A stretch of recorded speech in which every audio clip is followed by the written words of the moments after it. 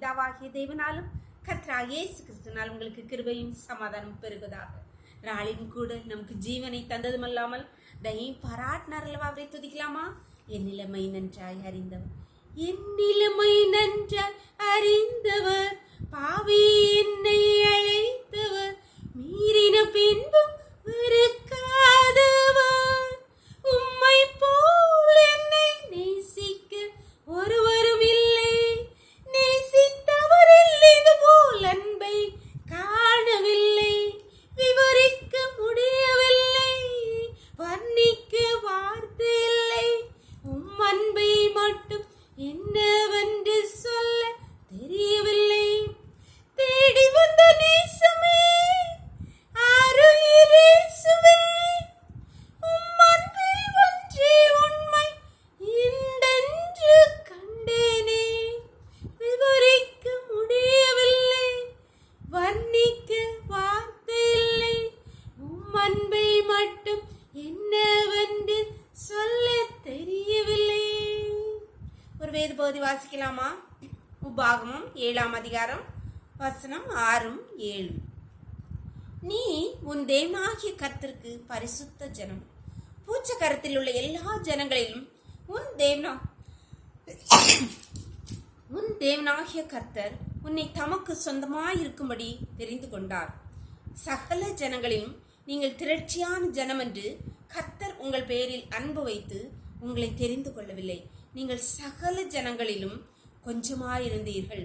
கர்த்தர் உங்களில் அன்பு கூர்ந்ததினாலும் உங்கள் பிதாக்களுக்கு இட்ட ஆணையை காக்க வேண்டும் என்பதனாலும் கர்த்தர் பலத்த கையினால் உங்களை புறப்பட பண்ணி அடிமைத்தன வீடாகிய எகிப்தினின்றும் அதன் ராஜாவான பார்வோனின் கையினின்றும் உங்களை மீட்டு கொண்டார்.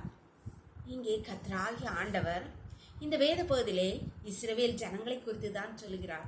ஆனால் நாம் இதை வாசிக்கும் போது நமக்காக எடுத்துக்கொள்ள வேண்டும். நம்மை தேவன் எப்படி தெரிந்து கொண்டார்?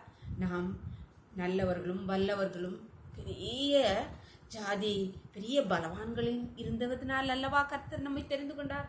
இல்லை, இங்கே சொல்லப்பட்டிருக்கிறது போல நீங்கள் சகல ஜனங்களிலும் கொஞ்சமாயிருந்ததனால் அல்லவோ உங்களை தெரிந்து கொண்டார். ஆம் அன்பானவர்களே, கர்த்தர் நம்மை தான் சொல்கிறார், நம்ம ஒவ்வொருவரை பார்த்து தான் சொல்கிறார், நீங்கள் எனக்கு பரிசுத்த ஜனம், நீங்கள் நீங்கள் எல்லாராலும் எளியவர்களாய் எண்ணப்பட்டதுனாலவோ எல்லாராலும் வெறுத்து ஒதுக்கப்பட்டதுனால அல்லவோ நான் உங்களை தெரிந்து கொண்டேன் என்று சொல்கிறார். ஆம் அன்பானவர்களே, நம்முடைய வாழ்க்கையிலே யாருமில்லாமல் சிறுமையும் எளிமையுமா எனக்கென்று யாரும் இல்லை, எனக்கு உதவி செய்ய யாரும் இல்லை என்று கலங்கிட்டு இருக்கீங்களா? என்னுடைய பிரச்சனைகளில் எனக்கு உதவி செய்ய யாரும் இல்லை, என்னுடைய பலவீனத்தை என்னை தாங்க யாரும் இல்லை, என் இல்லாமையில் என் வேதனையில் அதை பகிர்ந்து கொள்ள யாரும் இல்லை என்று வேதனையோடு இருக்கிறீர்களா? கர்த்தர் உங்களை தெரிந்து கொண்டார் அல்லவா? நீங்கள் அவருக்கு பரிசுத்த ஜனம் அல்லவா? நீங்கள் கொஞ்சம் சிறுமையும் எளிமையுமான கொஞ்சம் ஜனம் என்று அவர் நினைத்ததுனாலவோ நாம் அப்படி இருந்ததுனாலோ அவர் தெரிந்து கொண்டிருக்கார். அன்பானவர்களே, நீங்கள் கலங்க வேண்டாம், பயப்பட வேண்டாம். நீங்கள் அவருக்கு பரிசுத்த ஜனம். அவர் உங்களை தெரிந்து கொண்டது உண்மையானால் அவர் உங்களுக்காக யாவையும் செய்து முடிப்பது உண்மை அல்லவா? ஜெபம் பண்ணலாமா? நம்ம எல்லா காரியங்களும் இடத்துல ஒப்பு கொடுக்கலாமா? எங்களை நேசிக்கிறவங்களை அன்பின் பரலோகத்தின் தகப்பனே, இந்த அருமையான நாளை கூட எங்களுக்கு ஈவாகி தருவீங்கப்பா.